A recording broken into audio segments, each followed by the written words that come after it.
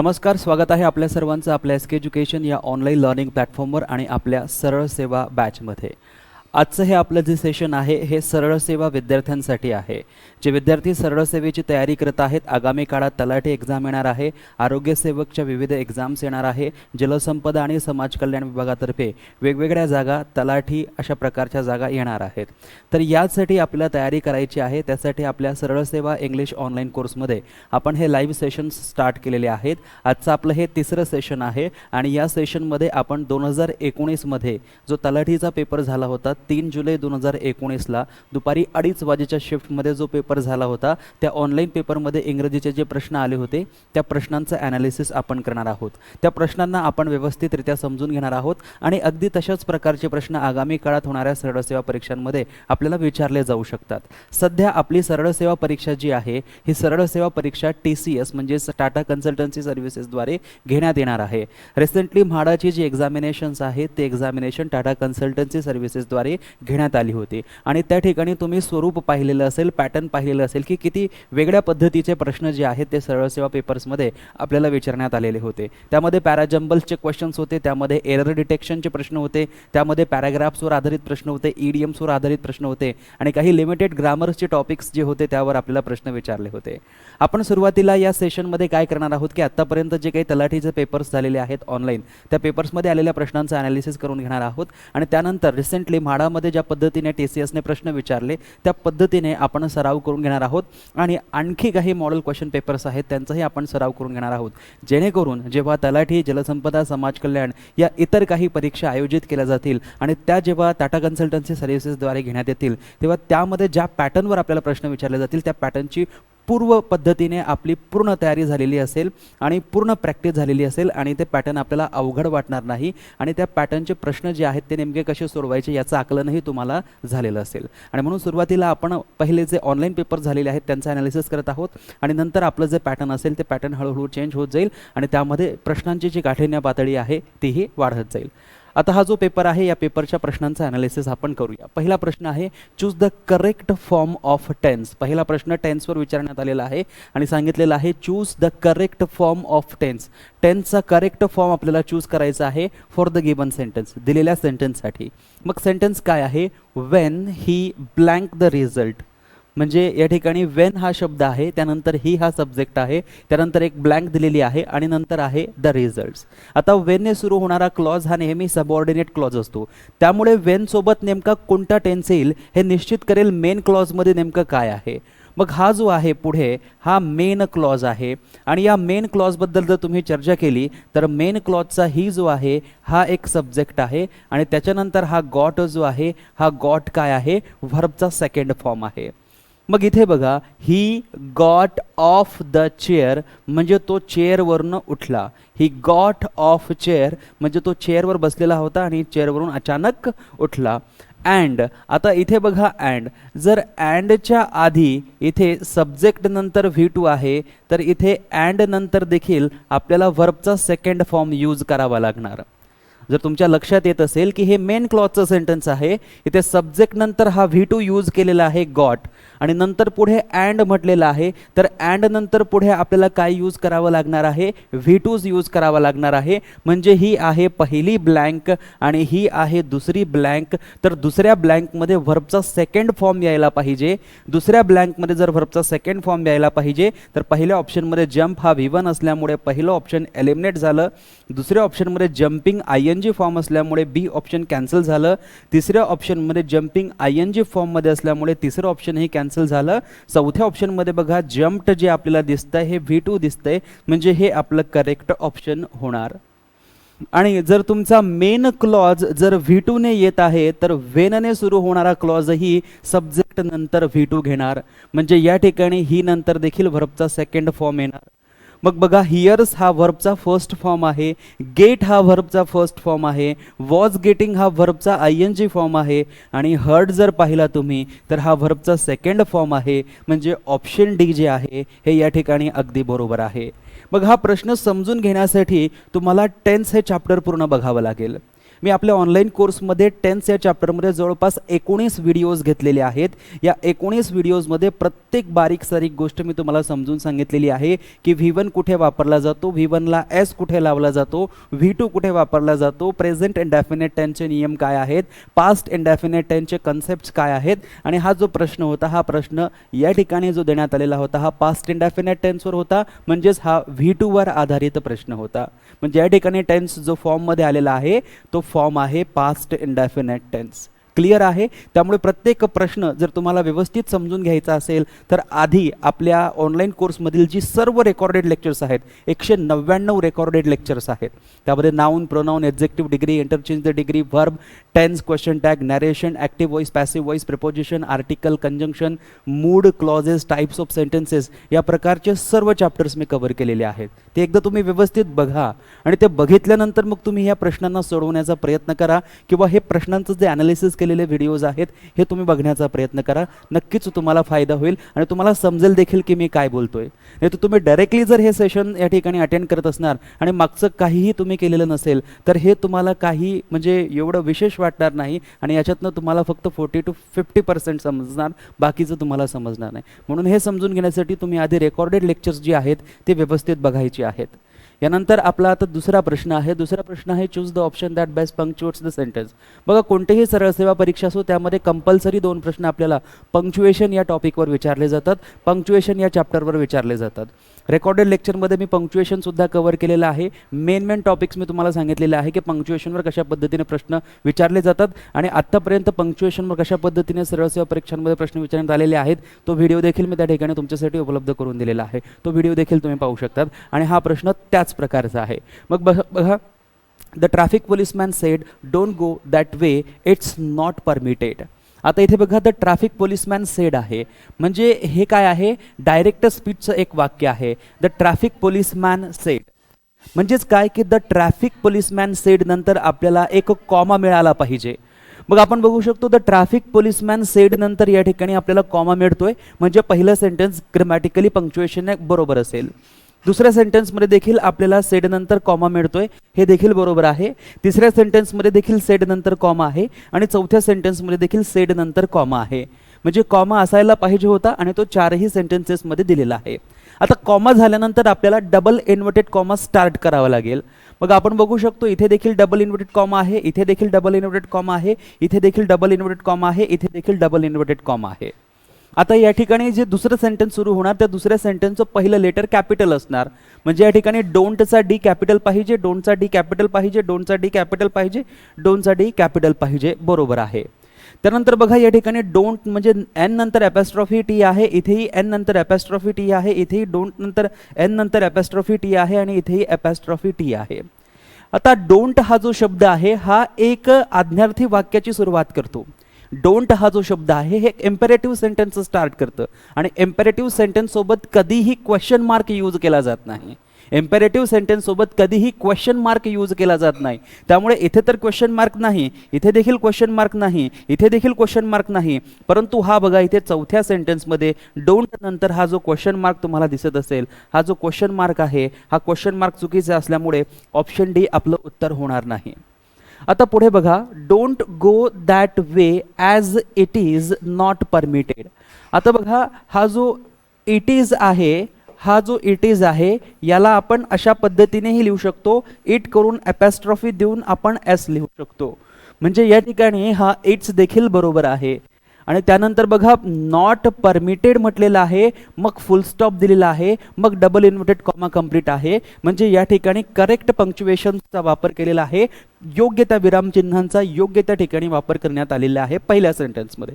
मग आता दुसऱ्या सेंटेन्समध्ये बघा काय झालेलं आहे, द ट्रॅफिक पोलिसमॅन सेड नंतर कॉमा बरोबर आहे, डबल इन्व्हर्टेड कॉमा सुरू झालेला आहे, डोंटही बरोबर लिहिलं आहे, go that way as it's, it's देखील बरोबर आहे, नॉट परमिटेड आणि नॉट परमिटेड नंतर या ठिकाणी हा जो क्वेश्चन मार्क दिलेला आहे हा क्वेश्चन मार्क अननेसेसरी आहे. कारण डोंटने जेव्हा वाक्याची सुरुवात होते तेव्हा ते आज्ञार्थी वाक्य असते, तेव्हा ते इम्पेरेटिव्ह सेंटेन्स असते आणि डोंटच्या वाक्यामध्ये कधीच क्वेश्चन मार्क येत नाही. या ठिकाणी क्वेश्चन मार्क अननेसेसरी आहे म्हणजे सेंटेन्स बी करेक्ट पंक्च्युएशन होणार नाही.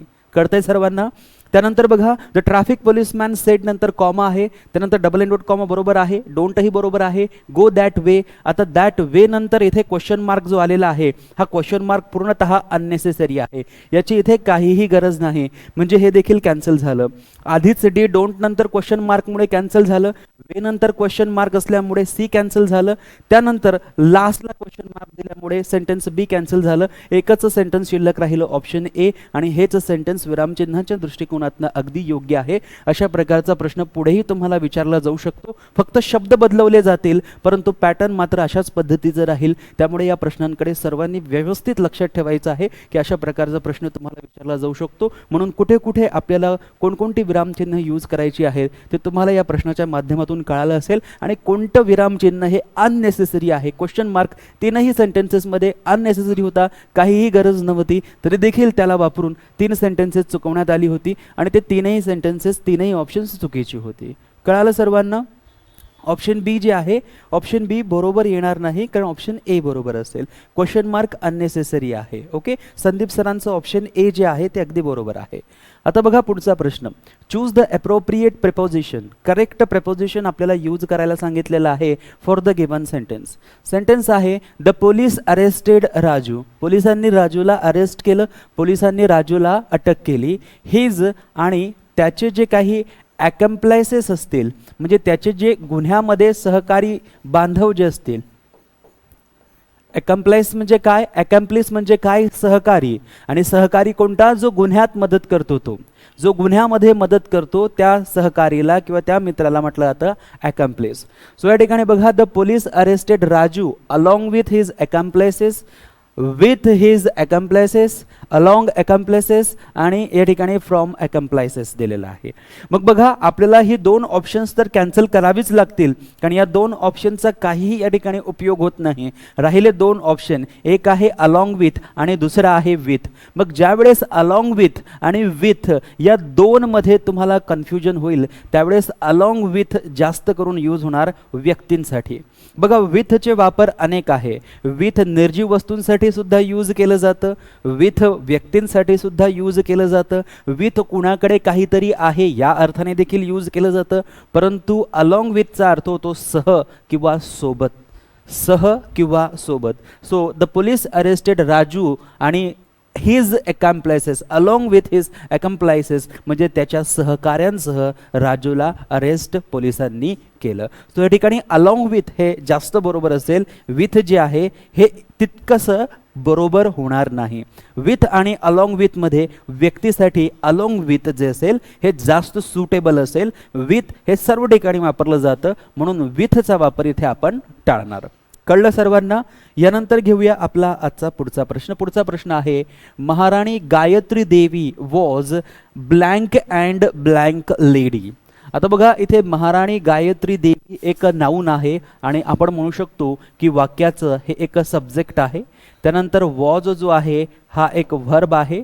त्यानंतर हा जे लेडी आहे हे लेडी काय आहे? एक नाऊन. म्हणजे या ठिकाणी जो शब्द येणार तो नाऊन बद्दलची जास्तीची माहिती देणारा शब्द असेल. म्हणजे या दोन्ही ठिकाणी आपल्याला ॲडजेक्टिव्ह यूज करावा लागणार. दोन्ही ठिकाणी आपल्याला विशेषण यूज करावं लागणार, ॲडजेक्टिव्ह यूज करावं लागणार. मग आता बघा अँडच्या आधी पण ॲडजेक्टिव्ह लागणार, अँडच्या नंतर पण ॲडजेक्टिव्ह लागणार. पहिला आहे ग्रेशियस आणि दुसरा आहे एलिगन्स. जर या ठिकाणी आपण पाहिलं तर ग्रेशियस हा एक ॲडजेक्टिव्ह आहे, परंतु एलिगन्स काय आहे? एक नाऊन आहे. त्यामुळे दोन्ही ठिकाणी जर आपल्याला ॲडजेक्टिव्हची गरज असेल तर एक ठिकाणी ॲडजेक्टिव्ह आहे, दुसऱ्या ठिकाणी नाऊन आहे, म्हणून ऑप्शन ए कॅन्सल होणार. त्यानंतर बघा ग्रेसफुल हे देखील ॲडजेक्टिव्ह आहे, एलिगंट हे देखील ॲडजेक्टिव्ह आहे. त्यामुळे आपण म्हणू शकतो ऑप्शन बी हे दोन्ही ॲडजेक्टिव्ह असल्यामुळे आपलं उत्तर बरोबर होणार. तरी देखील आपण तिसरं ऑप्शन चेक करणार. आता बघा या ठिकाणी ग्रेसफुली दिलेला आहे. जेव्हा ग्रेसफुलला आपण एल वाय जोडतो तेव्हा तो ॲडवर्ब तयार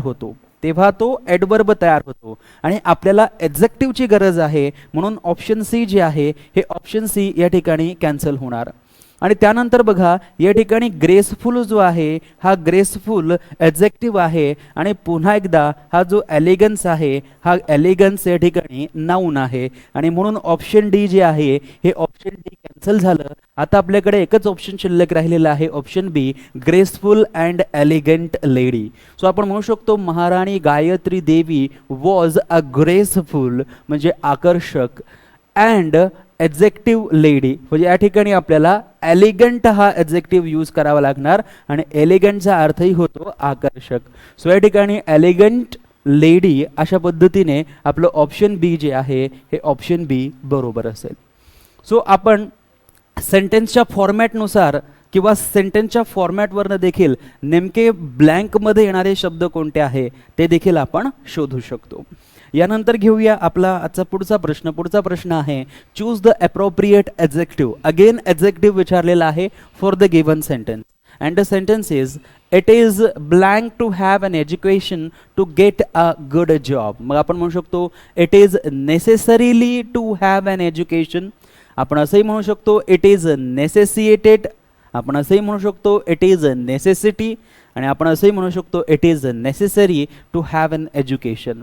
आणि या चार ऑप्शन्समध्ये सर्वात सुटेबल जर कोणतं असेल तर ते आहे नेसेसरी आणि आपण याचा वापर फार वेळेस करत असतो. इट इज नेसेसरी, आवश्यक आहे. It is necessary to have an education, हे आवश्यक आहे की एज्युकेशन घेणं to get a good job, चांगला जॉब मिळवण्यासाठी तुम्हाला एज्युकेशन घेणं हे आवश्यक आहे. It is necessary. Option D जे आहे हे या ठिकाणी करेक्ट ऑप्शन होणार. सर्वांनी याचं उत्तर जे आहे ते अगदी बरोबर दिलेले असणार. त्यानंतर पुढे बघा, choose the most suitable determiner to for the given sentence. Sentence is where should we go on holiday this year. यावर्षी आपण हॉलिडेला कुठे गेलं पाहिजे. यावर्षी आपण हॉलिडेसाठी कुठे गेलं पाहिजे. मग दुसरा व्यक्ती म्हणतोय let's go blank where warm and sunny. अशा ठिकाणी चला की ज्या ठिकाणी वॉर्म अँड सनी वातावरण असेल. अशा ठिकाणी चला let's go blank where warm and sunny, की जिथे वातावरण वॉर्म अँड सनी असेल. मग आपण असं म्हणू शकतो का let's go nowhere warm and sunny. Let's go nowhere warm and sunny असे आपण म्हणू शकत नाही, कारण लेट्स असल्यामुळे आपण नो वेअर या ठिकाणी म्हणू शकत नाही. कारण प्रश्न आपल्याला असा विचारलेला आहे की यावर्षी हॉलिडेसाठी कुठे जायचं. त्यानंतर नायदरचाही वापर आपण करू शकत नाही, ननवेअरचा या वापर आपण करू शकत नाही. समवेअर तुमच्या लक्षात आलेलं असेल अशा ठिकाणी चला की ज्या ठिकाणी वातावरण वॉर्म अँड सनी असेल. सो बघा, where should we go on holiday this year. यावर्षी हॉलिडेसाठी आपण कुठे गेलं पाहिजे. दुसरा व्यक्ती म्हणतोय लेट्स गो समवेअर. अशा ठिकाणी चला जिथे वातावरण वॉर्म अँड सनी असेल. कळतंय. सो या ठिकाणी ऑप्शन डी जे आहे त्यामध्ये असलेला सम जो डिटर्मिनर आहे तो आपला ब्लँकमध्ये सुटेबल किंवा करेक्ट डिटर्मिनर होईल, कारण पुढे वेअर हा शब्द जोडलेला आहे. यानंतर पुढचा प्रश्न घेऊया. Choose the appropriate suffix to complete the given sentence. Sentence is people should depict kind towards each other. लोकांनी एकमेकांना काइंड शो केली पाहिजे. मग काइंडला या ठिकाणी आपल्याला योग्य तो पोस्टफिक्स जोडायचा आहे, योग्य तो सफिक्स जोडायचा आहे. मग काइंड सोबत आपण काइंडनेस हा देखील सफिक्स जोडू शकतो, काइंडली हा देखील सफिक्स जोडू शकतो. काइंडमेंट असं आपण म्हणत नाही आणि काइंडफुलनेस असे आपण म्हणत नाही, कारण काइंडफुलनेसच जे रूप आहे ते काइंडनेस आहे, म्हणून काइंडफुलनेस म्हणायची गरज नाही. काइंडनेस हा एक अप्रोप्रिएट वर्ड आहे. सो बघा, people should depict kindness towards each other, people should depict kindly towards each other.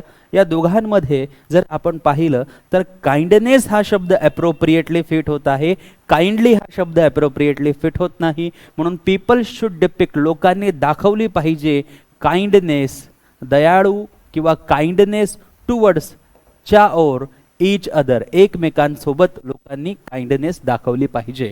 Especially towards their neighbours. Specially कोणासोबत सांगितलेलं आहे, जे काही नेबर्स आहेत त्या नेबर्स सोबत काय दाखवली पाहिजे, काइंडनेस दाखवली पाहिजे. ऑप्शन ए या ठिकाणी बरोबर असेल आणि बऱ्याच जणांचं ऑप्शन ए जे आहे अगदी बरोबर आहे. पुढचा प्रश्न घेऊया. पुढचा प्रश्न आहे choose the correct form of the verb for the given sentence. Sentence is the little boy blank very fast to catch the bus. आता बघा ब्लँकमध्ये काय दिलेलं आहे. सो वॉज नंतर या ठिकाणी रन दिलेला आहे. वॉज नंतर जो व्हर्ब येतो तो आयएनजी फॉर्ममध्ये येतो.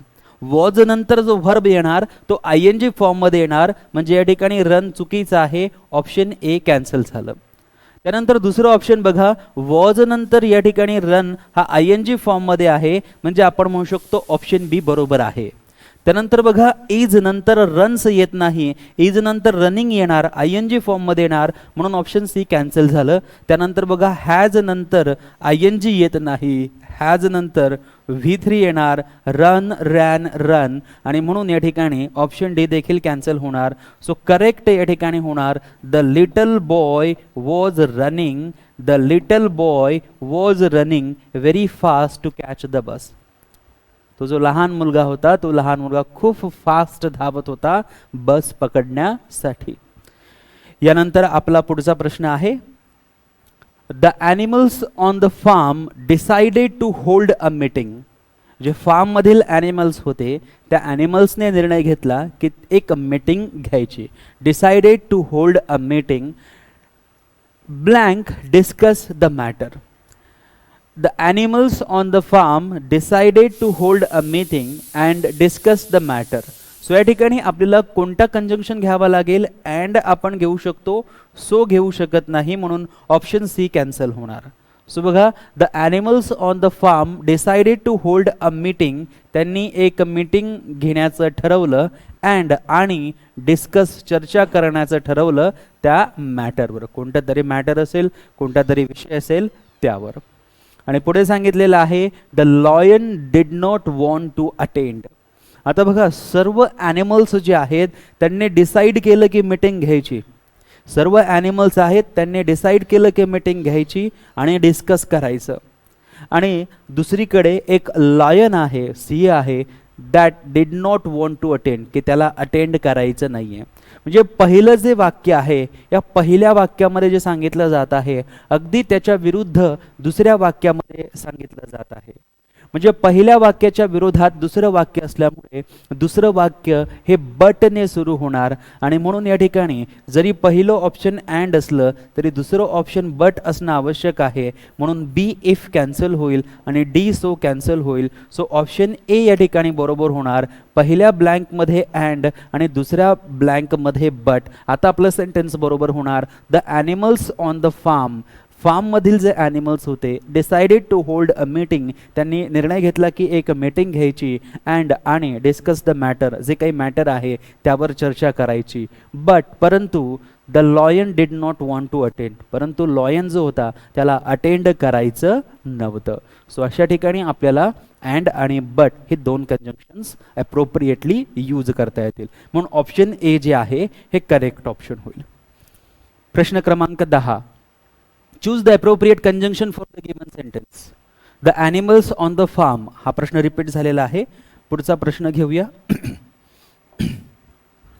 पुढचा प्रश्न आहे, choose the option that has all word spelled correctly.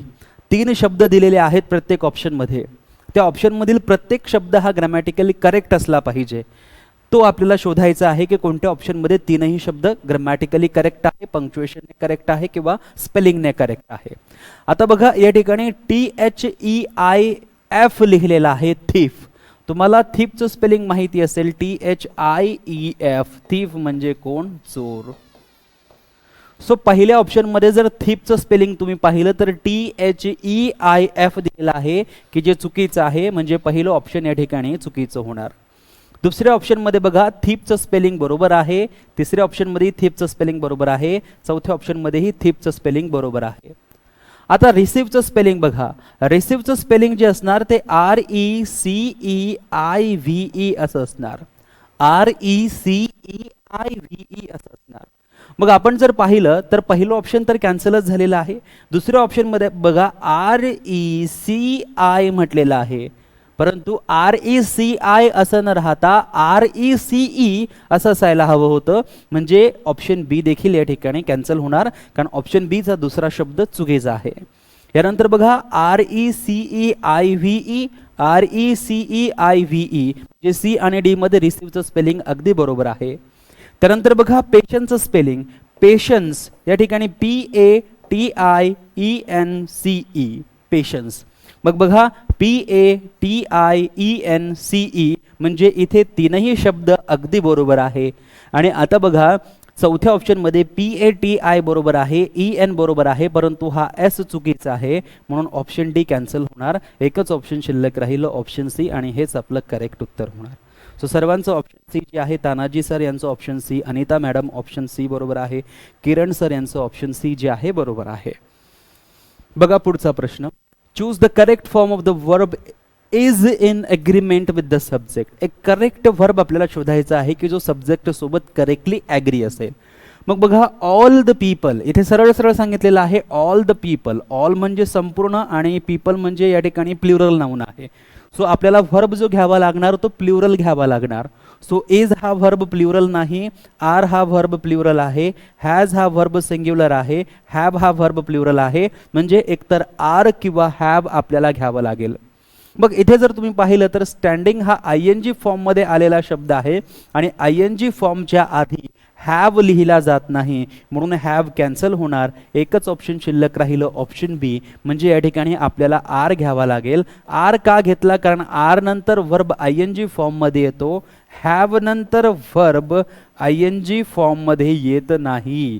Have नंतर वर्ब V3 फॉर्ममध्ये येत असतो, म्हणून इथे आपल्याला हॅव घेता येणार नाही. सो करेक्ट सब्जेक्ट वर्ब ॲग्रीमेंटसाठी वर्ब जो असेल तो आर असेल, म्हणून ऑप्शन बी पुन्हा एकदा आपलं करेक्ट उत्तर असेल. सो अगदी सोपा प्रश्न होता, सर्वांना याचं उत्तर जमलं असेल, आलं असेल.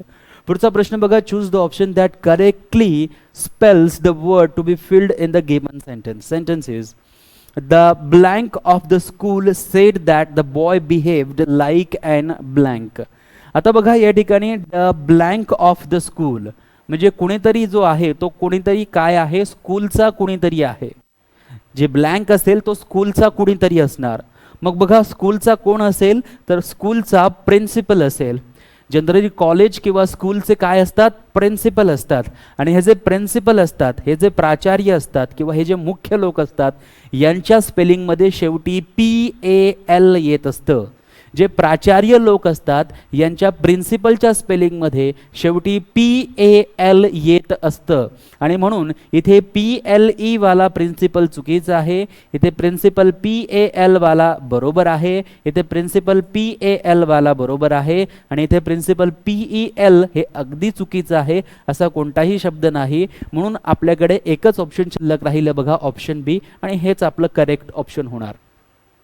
त्यानंतर बघा हे ऑप्शन बी आणि सी बरोबर आहे, ऑप्शन डी चुकीचं आहे, कारण बी आणि सी मध्ये प्रिन्सिपल PAL ने शेवट होत आहे. आता बी अँड सी पैकी आपल्याला करेक्ट जो ऑप्शन आहे तो शोधायचा आहे. तर पुढे आहे आपल्याकडे या ठिकाणी लाईक ॲन. तर आपण पाहू शकतो इथे आहे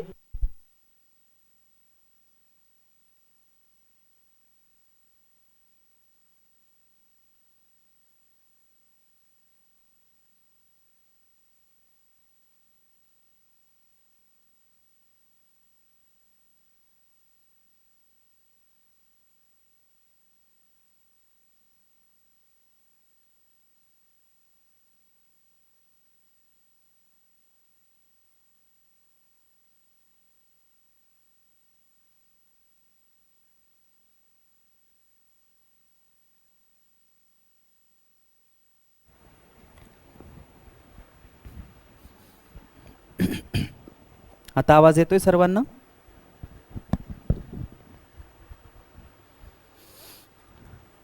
option B and option C मध्ये प्रिन्सिपल बरोबर आहे, परंतु एंजलचं स्पेलिंग ऑप्शन बी मध्ये बरोबर आहे. एंजलचं स्पेलिंग ऑप्शन सी मध्ये चुकीचं आहे.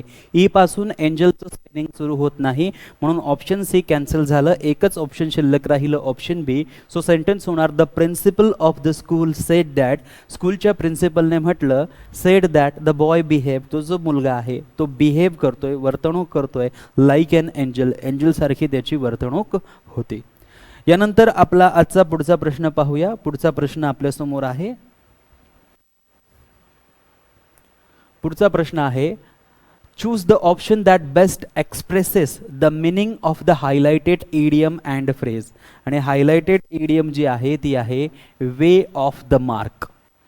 आता बघा द ऑरेटर्स कमेंट, ऑरेटर्स म्हणजे काय, जो वक्ता आहे, जो भाषण देणारा आहे, जो वक्ता आहे तो. सो द ऑरेटर्स कमेंट, वक्त्याची जी काही कमेंट होती अबाउट द रिसेशन, रिसेशनसाठी वक्त्याची जी कमेंट होती वॉज काय होती, वे ऑफ द मार्क होती. आता वे ऑफ द मार्क म्हणजे काय, मुद्द्याला धरून नसणे. वे ऑफ द मार्क म्हणजे काय, मुद्द्याला धरून नसणे. मग त्यासाठी बघा व्हेरी स्कॅन्टी हा एक ऑप्शन दिलेला आहे. स्कॅन्टी या शब्दाचा अर्थ होतो अपूर्ण किंवा कमी किंवा स्कार्स आपण ज्याला म्हणत असतो. मग या ठिकाणी वक्त्याने केलेली जी कमेंट होती रिसेशन बद्दलची ती अपूर्ण होती का, नाही, ती अपूर्ण नव्हती. ती कशी होती, मुद्द्याला सोडून होती, मुद्द्याला धरून नव्हती, आणि म्हणून या ठिकाणी स्कॅन्टी हे ऑप्शन आपलं उत्तर होणार नाही. त्यानंतर बघा पर्टिनंट, पर्टिनंट म्हणजे काय, समर्पक. रिसेशन बद्दल ओरेटर्सची जी कमेंट होती ती समर्पक होती का, नाही, वे ऑफ द मार्क होती. आणि वे ऑफ द मार्कचा अर्थ काय होतो, मुद्द्याला धरून न बोलणे. म्हणजे या ठिकाणी पर्टिनंट आपलं करेक्ट ऑप्शन होऊ शकत नाही, ज्याला आपण समर्पक असं म्हणतो. त्यानंतर आहे इनॅक्युरेट. सो इनॅक्युरेट म्हणजे काय, की मुद्द्याला धरून नसणे. या ठिकाणी आपण वे ऑफ द मार्कला इनॅक्युरेट म्हणू शकतो, की जी मुद्द्याला धरून असेल ती ॲक्युरेट कमेंट असेल, आणि जी मुद्द्याला धरून कमेंट असेल नसेल तिला आपण इनॲक्युरेट असं म्हणणार. म्हणून या ठिकाणी ऑप्शन सी जे आहे हे ऑप्शन सी आपलं उत्तर बरोबर असेल. सो वे ऑफ द मार्कचा मिनिंग काय होणार या ठिकाणी, इनॅक्युरेट. आणि या ठिकाणी बघा प्रीमेडिटेटेड, प्रीमेडिटेटेड म्हणजे काय, पूर्वनियोजित. प्रीमेडिटेटेड म्हणजे काय, पूर्वनियोजित, की जे आधीच नियोजित झालेलं आहे त्याला म्हटलं जातं प्रीमेडिटेटेड, पूर्वनियोजित. सो पूर्वनियोजित होतं का, ते नाही. वे ऑफ द मार्क होतं म्हणजे मुद्द्याला धरून नव्हतं. म्हणजे या ठिकाणी वे ऑफ द मार्कचा अर्थ काय होणार, इनॅक्युरेट होणार. सो हा इडियम सर्वांनी लक्षात ठेवायचा आणि याचा मिनिंगही सर्वांनी लक्षात ठेवायचा. वे ऑफ द मार्क म्हणजे काय, इनॅक्युरेट. त्यानंतर बघा पुढचा प्रश्न, choose the possessive noun to complete the given sentence. Possessive नाउनचा वापर करून आपल्याला सेंटेन्स कंप्लीट करायला सांगितलेला आहे. Saint Joseph is a dot dot dot school. Saint Joseph हे जे स्कूल आहे हे स्कूल कसं आहे, तर ब्लँक स्कूल आहे. Boys boys boys boy. आता इथे जर तुम्ही पाहिलं तर हे बॉईज अजिबात उत्तर होणार नाही आणि हे बॉय देखील अजिबात उत्तर होणार नाही. जेव्हा मुलांचे स्कूल आहे, मुलांचे स्कूल आहे, मुलांचे स्कूल आहे असं आपल्याला म्हणायचं असेल तेव्हा आपण जनरली अशा प्रकारे शब्दाचा वापर करतो बॉईज. परंतु जेव्हा आपण असा वापर करतो पजेसिव्ह नाउनचा हे पूर्णतः चुकीचं असतं, कारण या बॉईजचा अर्थ होतो एका मुलाचे, आणि सेंट जोसेफ स्कूल हे फक्त एका मुलासाठी आहे का किंवा एका मुलाचे आहे का, नाही. म्हणून या ठिकाणी बॉय आणि ॲपॉस्ट्रॉफी एस देऊन बॉईज हे आपलं उत्तर होणार नाही. करेक्ट उत्तर होणार आपलं बॉईज. म्हणजे पूर्ण आपल्याला बॉईज लिहावं लागणार, म्हणजे हे झाले अनेक मुलं, आणि नंतर फक्त एक ॲपॉस्ट्रॉफी द्यावं लागणार, तेव्हा याचा अर्थ होणार मुलांचे. तेव्हा याचा अर्थ होणार मुलांचे. याच्याबद्दल सविस्तर इन्फॉर्मेशन मी तुम्हाला रेकॉर्डेड लेक्चरमधील नाऊन या चॅप्टरमध्ये पजेसिव्ह नाऊनचे 2 वेगवेगळे पार्ट केलेले आहेत त्यामध्ये दिलेली आहे. तुम्हाला ते जर पार्ट पाहिले तर हा प्रश्न अगदी व्यवस्थित समजेल आणि तुमचं या प्रकारे कन्फ्युजन देखील होणार नाही. Option A boys, BOYS apostrophe हे आपलं करेक्ट उत्तर असेल. तानाजी सरांचं, किरण सरांचं अगदी बरोबर उत्तर आहे ऑप्शन ए. यानंतर आपला आजचा पुढचा प्रश्न आहे, India launched first artificial satellite Aryabhata on 19 April 1975 at cost of about 5 crores. आता इथे बघा आपल्याला सांगितलेलं आहे choose the correct article for the given sentence. So इथे बघा इंडिया लॉन्च नंतर एक ब्लँक आहे आणि इथे फर्स्ट हा शब्द आहे. सो फर्स्ट एक ऑर्डिनल ॲडजेक्टिव्ह आहे आणि ऑर्डिनल ॲडजेक्टिव्हच्या आधी नेहमी आर्टिकल दचा वापर केला जातो, म्हणजे इथे आर्टिकल दचा वापर होईल. आता आपल्याला असं ऑप्शन शोधायचं आहे की जिथे पहिला आर्टिकल द असेल. सो पहिला आर्टिकल द ऑप्शन बी मध्ये आहे आणि ऑप्शन सी मध्ये आहे, म्हणून ऑप्शन ए आणि डी हे आपली उत्तर होणार नाहीत. एकतर बी किंवा सी हेच आपलं उत्तर होईल. आता सांगितलेलं आहे बघा, India launch the first artificial satellite. भारताने आपलं पहिलं आर्टिफिशियल कृत्रिम सॅटेलाइट जे आहे ते लॉन्च केलं. त्याचं नाव होतं आर्यभट्ट आणि डेट होती 19 एप्रिल 1975, 19 एप्रिल 1975 ॲट. आणि त्याची जी कॉस्ट होती ती कॉस्ट काय होती, अबाउट 5 crore, जवळपास 5 कोटीच्या आसपास त्याची किंमत होती. मग आता बघा या ठिकाणी कॉस्ट आहे आणि इथे ॲट हे प्रेपोजिशन आहे. जेव्हा आपण ॲट आणि ब्लँक आणि कॉस्ट असं म्हणत असतो तेव्हा या ठिकाणी आपल्याला आर्टिकल ए घ्यावा लागतो आणि म्हणून द नंतर जिथे आर्टिकल ए असेल ते आपलं बरोबर उत्तर असेल. सो बी बरोबर उत्तर आहे. दोन्ही ठिकाणी द येणार नाही. सो ऑप्शन बी बरोबर असणार. So India launch the first artificial satellite Aryabhata on 19 April 1975 at a cost of about 5 crores. म्हणून इथे आर्टिकल ए जे असेल हे आपलं करेक्ट ऑप्शन असेल. समजते सर्वांना. यानंतर आपला पुढचा प्रश्न होता choose the appropriate article to complete the given sentence. दुसरा प्रश्न आर्टिकलवर. Kumaranasan is dot dot dot Keats of Malayalam literature. त्याच्यानंतर ब्लँक आहे Keats is dot dot dot romantic poet. आता बघा ज्याप्रमाणे हे नाव आहे, ज्याप्रमाणे तुलसीदास हे नाव आहे, ज्याप्रमाणे शेक्सपियर हे नाव आहे, अगदी त्याचप्रमाणे हे कुमारनाशन जे नाव आहे आणि हे किड्स देखील काय आहे, एक नाव आहे. जसं आपण म्हणतो की Kashmir is the Switzerland of India, ज्यामध्ये काश्मीर आणि स्वित्झर्लंड ही दोघी नाउन्स आहेत, परंतु काश्मीरला आपण काय म्हणतो, इंडियाचं स्वित्झर्लंड असं म्हणत असतो. अगदी त्याचप्रमाणे इथे हे जे कुमारनाशन आहे यांना किड्स म्हटलेलं आहे मल्याळम लिटरेचरचं. सो मल्याळम लिटरेचरचे जे किड्स आहेत ते कोण आहेत, कुमारनाशन आहे. म्हणजे या ठिकाणी किड्सच्या आधी आपल्याला आता काय यूज करावं लागणार, आर्टिकल द यूज करावं लागणार. आणि आर्टिकल द यूज करावं लागणार म्हणजे पहिला आर्टिकल द पाहिजे की जो ऑप्शन बी आणि सी मध्ये आहे, ए आणि डी मध्ये नाही, म्हणून ए डी आपलं उत्तर होणार नाही. मग बघा Kumaranasan is the Keats of Malayalam literature आणि त्यानंतर सांगितलेलं आहे Keats is blank romantic poet आणि इथे सांगितलेलं आहे की किड्स जे व्यक्ती आहेत ते कसे आहेत, एक रोमॅन्टिक पोएट आहेत. मग आता इथे किड्सबद्दल कुणाबद्दल उपमा दिलेली आहे, इथे कुमारनाशनला किड्सची उपमा दिलेली आहे. दुसऱ्या सेंटेन्समध्ये किड्स हे एक स्वतंत्र नाव आहे आणि दुसऱ्या सेंटेन्समध्ये किड्स हे स्वतंत्र नाव असल्यामुळे त्याच्या आधी आपल्याला कोणताही आर्टिकल यूज करावं लागणार नाही, म्हणजे इथे ब्लँक येईल, नो आर्टिकल येईल. सो बघा नो आर्टिकल कुठे दिलेलं आहे, तर ऑप्शन बी मध्ये आणि सी मध्ये देखील नो आर्टिकल दिलेलं आहे.